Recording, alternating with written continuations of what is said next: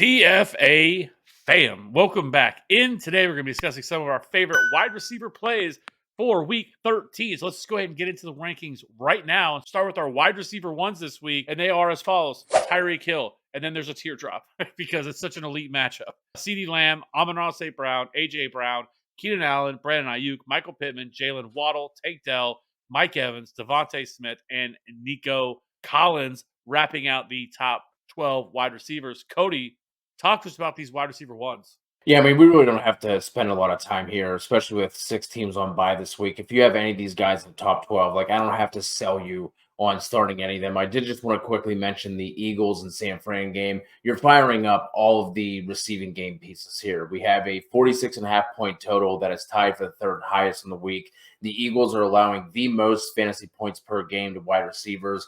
We've seen the 49ers defense get lit up, and they're also banged up in the secondary, so you're starting all of them. And then if you would have told me that at the beginning of the year, I'd be ranking 2 Texans receivers in my top 12, I would have thought I got put in a time machine somewhere and got sent back to the days of like D Hop and Will Fuller. But here we are, man. Fantasy football is wild. Now, don't get me wrong. This isn't a great matchup by any means. The Broncos have actually allowed the seventh fewest half PPR points per game to wide receivers. But CJ Stroud is a certified baller. He can elevate both Tank Dell and Collins to strong fantasy days here in week 13. Yeah, let's keep it moving. I don't have a lot to add here at the wide receiver ones this week. I think it's pretty straightforward with a lot of these guys. Yeah.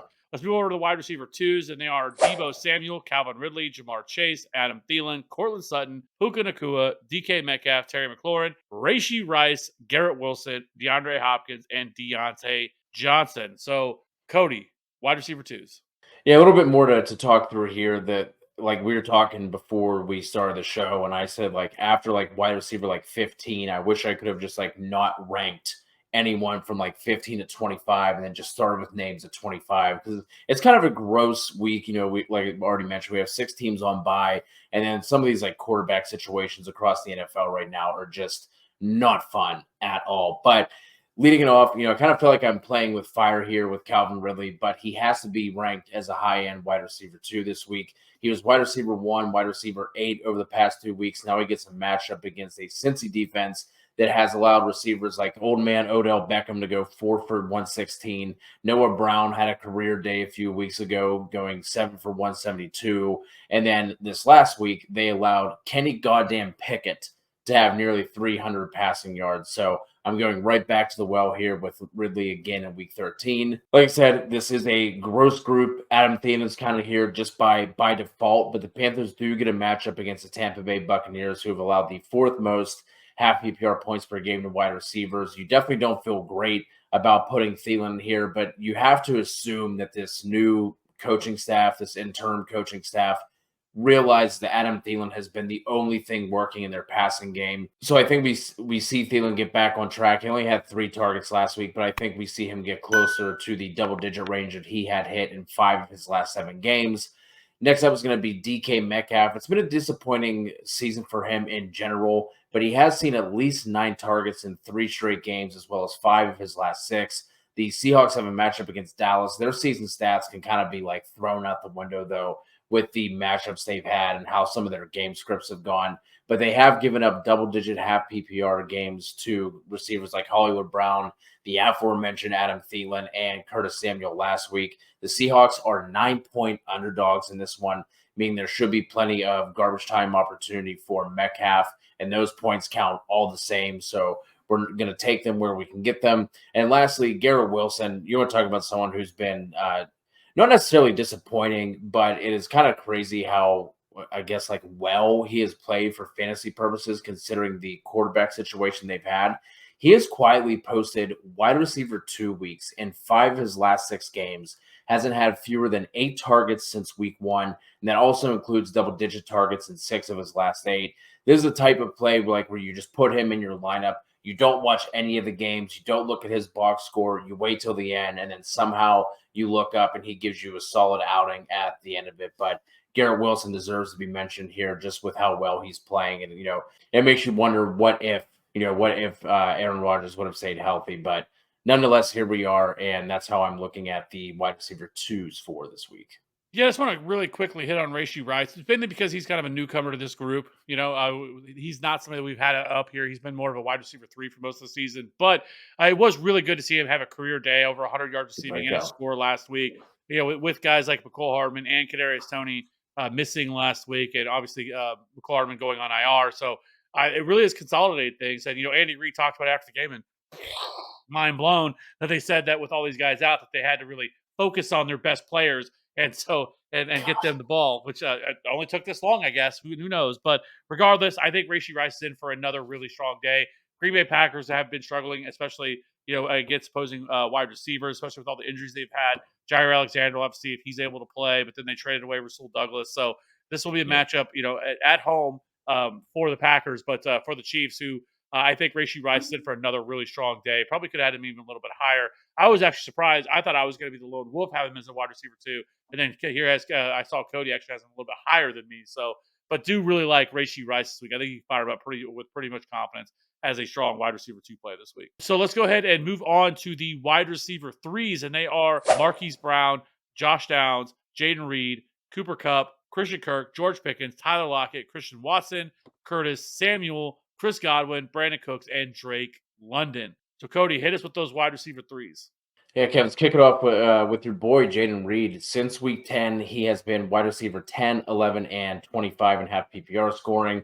They've been using him in different ways as well, which makes me feel best about him in terms of the group of wide receivers here from Green Bay. I did want to get him a little bit higher, but Jordan Love has been up and down all year, and this KC secondary and this defense overall has played really well for most of the season. So he's going to slot in as like a high-end wide receiver three for me this week. In that same room, Christian Watson finally showed some signs of life and put together the type of performance that a lot of the Christian Watson believers were frankly expecting to see from him all year, but we finally got it in week 12. He's going to be a back end wide receiver three, boom bust type option for me for the reasons I was mentioning with Jaden Reed, but you can certainly do worse in a week where we have 6 teams on bye. Speaking of boom bust wide receivers, after posting just 2 wide receiver 2 finishes from weeks 1 to 9, Brandon Cooks has now posted a wide receiver 1 week and a wide receiver 2 week in 2 of his last 3 games. Like I said with DK Metcalf, we have a 9-point spread in this game. The Cowboys have the second highest implied team total of the week at 27.75. Their run game has yet to really pop off. So outside of like a Deron Bland pick six, the most likely way that they get there is through Dak and the passing game. And last among the wide receiver threes, we have another high team total, high spread game. That is the Washington Commanders, 9.5-point dogs, the Miami Dolphins in the highest total of the week. We all know at this point, Sam Howell's going to drop back to pass 40 plus times. And we just saw Curtis Samuel go 9 for 100 on 12 targets last week. Wouldn't surprise me to see him get double digit targets again this week, putting him as a solid wide receiver three option, especially with Jalen Ramsey coming back, playing really well, Xavier Howard on the outside. Curtis Samuel is going to be operating in the slot, so I like him as a wide receiver three. Yeah, it's exactly who I was going to mention was Curtis Samuel. Really love this spot. And this is how you beat the Dolphins is through the slot. So I definitely love that play. So let's move on to past some of these guys that are inside the top 36. I think people this week, more than most weeks, are going to need to find some, maybe some garbage bin type guys that you're going to have to plug in because of so many teams on bye.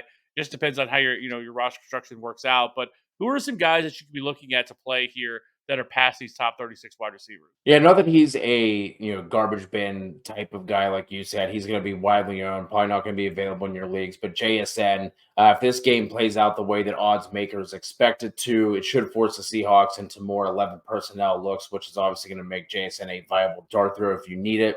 Although the ceiling hasn't been there, he does have at least 40 yards in 5 of his last 6, so you could definitely do worse here.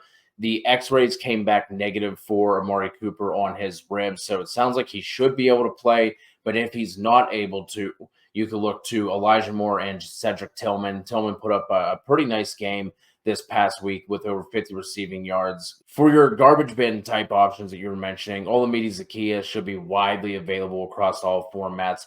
We mentioned this Eagles-San Fran game earlier. We saw Zaccheaus catch a really important touchdown in that last game against the Bills.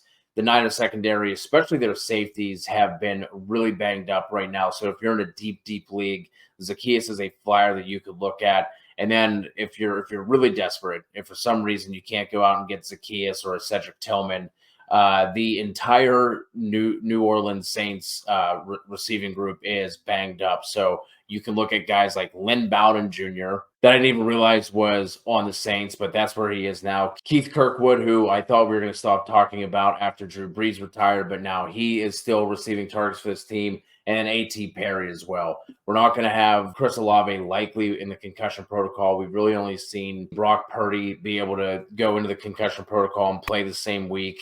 Rashid Shaheed has basically already been ruled out this early in the week, and then Michael Thomas has obviously hit IR. So if you're super desperate, you can look at those three Saints wide receivers going up against Detroit, who has had their own injury issues, especially in their secondary, likely be playing from behind. So those are three garbage bin options for you.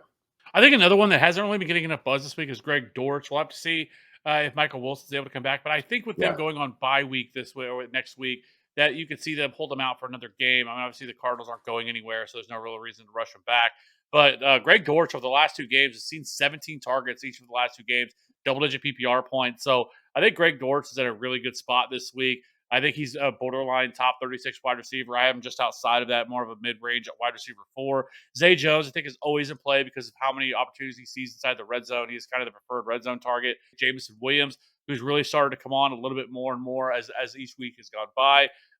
He's been more of the deep threat option here, but should be another decent matchup, especially with guys like Marshawn Lattimore being sidelined.